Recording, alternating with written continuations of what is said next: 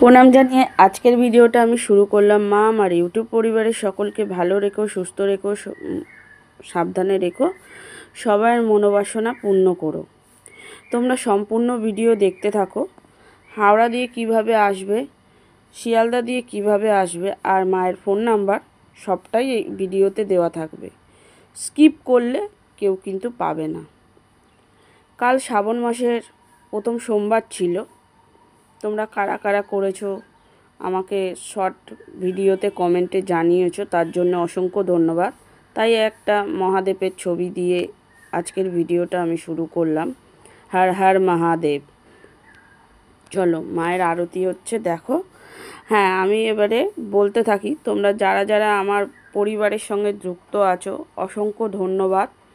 আমাকে এভাবে কি বলবো, মাথায় হাত রাখার জন্য, আমার পাশে থাকার জন্য। আমি খুব সাধারণ ঘরের মেয়ে বা সাধারণ ঘরের বউ। আমি কি বলবো, তোমরা যে এত দূর দূর থেকে আমার ভিডিও দেখো বা কমেন্ট করো, তার জন্য অসংখ্য অসংখ্য ধন্যবাদ তোমাদের। আর মায়ের বাৎসরিক পুজো সামনে, 17ই আগস্ট আমি ভিডিও ছেড়েছি, আশা করি তোমরা সবাই দেখেছো। তো আমি যাওয়ার চেষ্টা করব, আর ভিডিও তার মধ্যেই 1-2 দিনের মধ্যেই ভিডিও আসবে, তোমরা দেখে নেবে। তো চলো, এখন হাওড়া থেকে তোমরা কিভাবে আসবে সেটা বলি। হাওড়া থেকে 44 নম্বর বাস আর 215 করে তোমরা বলবে কাকুরগাছি কাঠগোলায় নামবো। কাকুরগাছি কাঠগোলায় নেবে অটো বা রিক্সা করে তোমরা বলবে মনসা মন্দিরে যাব। রিক্সা ভাড়া 40 টাকা নেবে, অটো ভাড়া 10 টাকা নেবে। তো এইভাবে তোমরা মন্দিরে পৌঁছে যাবে। এবার শিয়ালদা থেকে কিভাবে তোমরা আসবে কাকুরগাছি মায়ের মন্দিরে সেটাই বলি।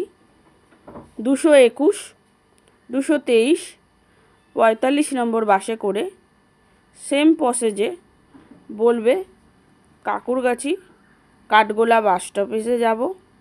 ওখান থেকে নেবে অটো বা রিক্সা ধরে বলবে মায়ের মন্দিরে যাব।